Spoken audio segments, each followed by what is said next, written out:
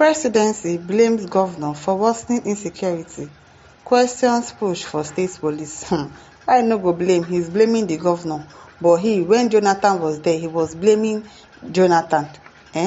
Now you cannot blame yourself, you are blaming the governor of the state. Can you imagine?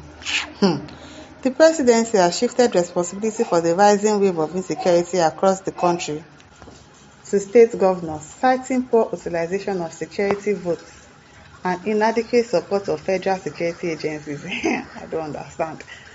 Presidential adviser on policy communication Daniel Bwala made the remarks during an appearance on TVC's Beyond the Headline program on Monday, amid growing public concern over violent attacks in Plateau, Benue, Enugu and other states.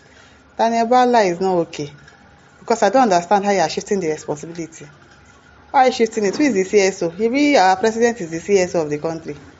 A president that is not around, that is not available. Yesterday they said he was going to come back. Today is already Tuesday. He has not come back yet. He's running the country from another country. Have you ever seen another president leaving their own country and say they want to come and do work visit in Nigeria? He is the chief security officer of the country. He should be the one to take responsibility for the things that are going on in the country, not shifting blames to the governor. And he can, even if he wanted to shift blame, he cannot, because when Jonathan was there, he was telling Jonathan to step down, to stop Boko Haram. Jonathan is the chief security officer. Now it is his turn. He should also take responsibility and not shift blames to other people. Bro, I hope they sent that message that you are reporting. Was it the president that told you to shift the blame?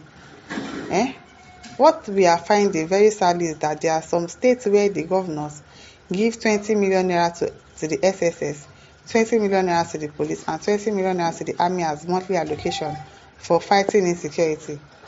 And you hear their security vote is between 1 billion naira, 2 billion naira, and 3 billion naira. Where are we going? Bwala Kedi.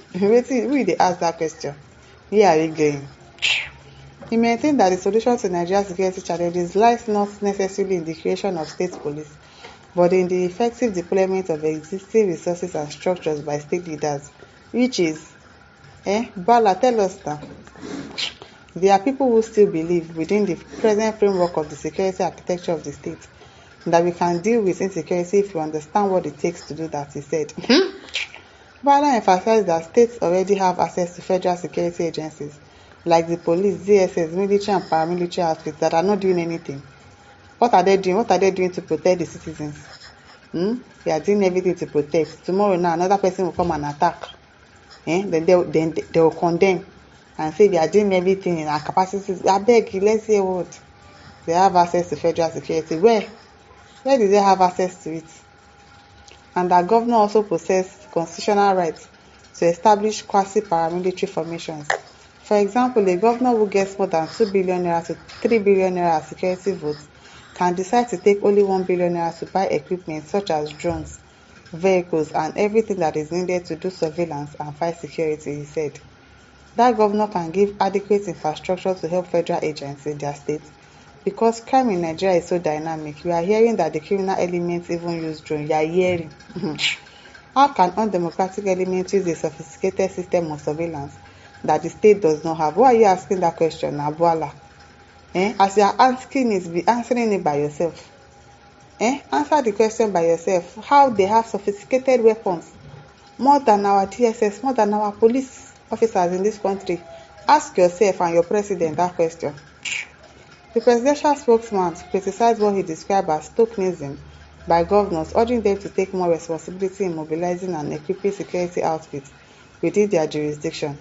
Within the framework of what we have now, governors can deploy the security votes in its proper context. Take for example, you go to every local government and create a local government vigilante. Go to the wards, just the same way in politics. We have the polling units, the ward, and the local governments, he suggested. According to him, a layered vigilance system could enhance intelligence gathering and improve response to threats across communities. Now, so, if you create that kind of system of vigilance and vanguard, some of the people might be there to provide intelligence. Some will be there to make sure that they serve at the front line in dealing with these insurgents. Believe me, we will achieve substantially, he said. Now, so, yeah. But we have always felt this lame excuse where governors will say, I don't have the capacity to do anything because I'm not the chief security officer of my state, he said.